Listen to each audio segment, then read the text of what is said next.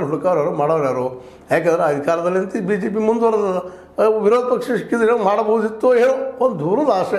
ಯಾಕೆ ಅವರು ಮಾಡಲಿಕ್ಕೆಲ್ಲ ಬಂದು ದುಡ್ಡು ಬಂದು ಬಿತ್ತಿದ್ರೆ ಇದ್ದ ಕಾರ್ಪೊರೇಟ್ಗಳಿಂದ ಅವರು ಶಿವ ಏನೋ ಮುಂದೆ ಹೋಗಲಪ್ಪ ಅನ್ನುವಂಥ ಮಂದಿ ಇದ್ದಾರೆ ಅಲ್ಲೇ ಆದರು.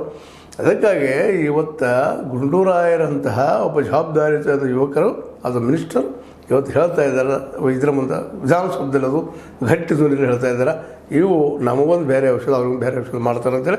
ಇದು ಎಲ್ಕ್ವೈರಿ ಆಗಬೇಕು, ಇದು ಅಷ್ಟು ಸೀರಿಯಸ್ ಆಗಿ ತೊಗೋಬೇಕು. ಸುಳ್ಳೋ ಖರೆ ನಾವು ಜಲ್ದಿ ತಿಳಿಬೇಕಾಗಿದೆ. ಅದಕ್ಕಾಗಿ ಬಾಣಂತಿಯರ ಬಗ್ಗೆ ಅಂತೂ ಇದ್ರ ಬಗ್ಗೆ ಅವರಂತೆ ಬಾಂಗ್ಲಾ ಏನು ಪಶ್ಚಿಮ ಬಾಂಗ್ಲಾ ಫಾರ್ಮಸ್ಯೂಟಿಕಲ್ ಕಂಪ್ನಿ ಅದಲ್ಲ, ಹೆಂಗೆ ತಪ್ಪಿಸ್ಕೊಳ್ತದೆ, ಅದೇನು ಪ್ರಶ್ನೆ ಇಲ್ಲ. ಅದಕ್ಕೆ ಬೇಕಾದ ಏನು ಡಾಕ್ಯುಮೆಂಟ್ಸ್ ಕೊಡ್ತದೆ ಮಾಡ್ತದೆ. ಮತ್ತು ಇಲ್ಲಿ ವ್ಯಾಪಾರಕ್ಕೆ ಸಿಗಲಾರಂಥ ಅಧಿಕಾರಿಗಳು ಯಾರಿದ್ದಾರೆ ರೀ? ಒಂದಿಷ್ಟು ದುಡ್ಡು ಇಡ್ತೀರಪ್ಪ ಅಂದ್ರೆ ಮಾರ್ಕೊಳ್ಳುವಂಥ ಅನೇಕ ಅಧಿಕಾರಿಗಳಿದ್ದಾರೆ. ಅವ್ರು ಇಂಥವ್ರು ಸರ್ಟಿಫೈ ಮಾಡಿಬಿಡ್ತಾರೆ. ನಾವು ನೋಡ್ತಾ ಇದ್ದೀವಿ ಅಂತ ಅವನಿಗೆ ಸರ್ಟಿಫೈ ಮಾಡೋದನ್ನು ಸರ್ಕಾರ ಅವ್ರ ಹಿಂದಿನ ಮುಂದೆ ಅವರೇ ತಿರುಗಿಸ್ಕೋತಾರೆ ಯಾರು. ಹೀಗಾಗಿ ಜನಸಾಮಾನ್ಯರ ಆರೋಗ್ಯ ಭಾಳ ಮುಖ್ಯದೇ ಇಲ್ಲ. ಯಾವುದೋ ಔಷಧ ತಂದಿರು ಹಾಕೋಗಿಂತಲೂ ಒಳ್ಳೆಯ ಔಷಧಿಗಳು ನೀವು ತಯಾರಾಗುವಂಥವನ್ನ ನಾವು ಡಿಸ್ಟ್ರಿಬ್ಯೂಟ್ ಮಾಡುವಂಥ ಒಂದು ವ್ಯವಸ್ಥೆಯಲ್ಲಿ ಬರಬೇಕಾಗಿದೆ. ಹೀಗಾಗಿ ಈ ಒಂದು ದಿಶೆಯಲ್ಲಿ ನಮ್ಮ ದಿನೇಶ್ ಗುಂಡೂರಾಯರ ಮಾತನ್ನು ಸೀರಿಯಸ್ ಆಗಿ ತೆಗೆದುಕೊಳ್ಳುವಂಥದ್ದು ಅನಿವಾರ್ಯದ ಅನ್ನೋದನ್ನು ಮರಿಬಾರ್ದಾಗ್ಯದ. ಯಾಕಂದರೆ ಇವತ್ತು ಬಾಣಂತಿಯರು ಸಾಯ್ತಾರೆ, ನಾಳೆ ಮತ್ತೊಬ್ಬರು ಸಾಯ್ತಾರೆ, ಇನ್ನೊಂದು ಹೆಚ್ಚಾಗ್ತಾ ಹೋಗ್ತದೆ. ಇಲ್ಲಿ ಗೊತ್ತೂ ಆಗೋದಿಲ್ಲ. ಎಷ್ಟೋ ಜನ ಜನಕ್ಕೆ ಸಾವುಗಳು ಹಾಗೆ ಆಗ್ತಿರ್ತಾವೆ. ಮೆಡಿಸಿನಿಂದ ಮತ್ತೊಂದರಿಂದ ಆ್ಯಕ್ಸಿಡೆಂಟಿಂದ ಸಾಯ್ತಿರ್ತಾರೆ. ಅದಕ್ಕೆ ಕಾರಣ ಗೊತ್ತಾಗೋದಿಲ್ಲ. ಇಲ್ಲ ಏನೋ ಕಾರಣ ತೋರಿಸಿ ದಾಟಿಕೊಂಡ್ಬಿಟ್ಟು ಬಿಡ್ತಿರ್ತಾರೆ. ಹಿಂಗೆ ಎಲ್ಲ ಪರಿಸ್ಥಿತಿ ಇದಾವೆ. ಕೆಲವೊಂದು ಏನೋ ಸಿಗ್ಬೋದು, ಇನ್ನು ಕೆಲವು ಸಿಗಲಿಕ್ಕಿಲ್ಲ.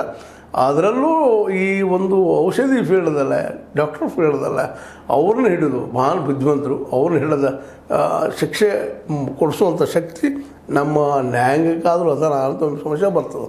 ಯಾಕಂದರೆ ಔಷಧಿಗಳ ಮೇಲೆ ಇದ್ದಂಥ ಒಂದು ಅಭ್ಯಾಸ ಇವ್ರಿಗೆ ಇರಲಾರದು ಅಂತ.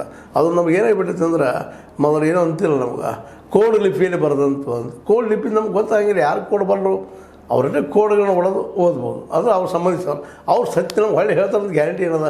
ಅವರು ಅವ್ರ ಜೊತೆ ಒಂದಾಗಿ ಬಿಡ್ತಾರೆ, ಹೊಂದಾಣಿಕೆ ಮಾಡ್ಕೊಂಡ್ಬಿಡ್ತಾರೆ ಅನ್ನೋದು ಭಾಳಷ್ಟು ಆರೋಪಗಳಿದ್ದಾವೆ. ಅದಕ್ಕಾಗಿ ದಿನೇಶ್ ಗುಂಡೂರಾಯರ ಈ ಮಾತನ್ನು ಮತ್ತು ಇಲ್ಲಿ ಒತ್ತಿ ಹೇಳೋದೇನಪ್ಪ ಅಂದ್ರೆ, ಕೇಂದ್ರ ಮತ್ತು ರಾಜ್ಯ ಸರ್ಕಾರಗಳು ಜನರ ಆರೋಗ್ಯದ ಮೇಲೆ ಕರೆಕ್ಟ್ಗಳು ಈ ಔಷಧಿ ಕಂಪ್ನಿಗಳ ಮೇಲೆ ಕಣ್ಣಿಡೋದು ಭಾಳ ಮುಖ್ಯ.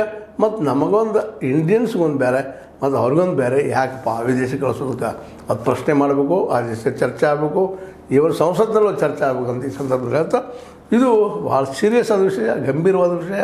ಇದನ್ನು ಯಾರು ಅಷ್ಟು ಈಸಿಯಾಗಿ ತಿಳಿಲಿಕ್ಕೆ ಹೋಗಬಾರ್ದು. ಸಿದ್ದರಾಮಯ್ಯರು ಆಯಿತು, ದಿನೇಶ್ ಗುಂಡೂರಾಯರು ಆಯಿತು, ಜೊತೆಗೆ ಕೇಂದ್ರದಲ್ಲಿದ್ದಂತಹ ಮೋದಿಯವರು ಆಯಿತು. ಇದನ್ನು ನೋಡಿಕೊಂಡು ಈ ದಿಶೆಯಲ್ಲಿ ಅಟ್ಲೀಸ್ಟ್ ನಮಗೆ ಒಳ್ಳೆಯ ಆರೋಗ್ಯ ಕೊಡುವಂಥ ಔಷಧಿಗಳನ್ನು ತಯಾರು ಮಾಡುವ ಕಂಪ್ನಿಗಳಿಗೆ ಅವಕಾಶ ಕೊಡ್ರಿ ಅಂತ ಹೇಳ್ತಾ, ಇದು ಇವತ್ತಿನ ಭಾಳ ಪ್ರಮುಖವಾದ ವಿಷಯ. ನೀವು ಲೈಕ್ ಮಾಡ್ಬೋದು, ಲೈಕ್ ಮಾಡಿ ಶೇರ್ ಮಾಡಿ, ಕಮೆಂಟ್ ಮಾಡಿ. ಜೊತೆಗೆ ಸಬ್ಸ್ಕ್ರೈಬ್ ಆಗೋದು ನಿಲ್ಲಿಸ್ಲಿಕ್ಕೆ ಹೋಗಬೇಡ್ರಿ.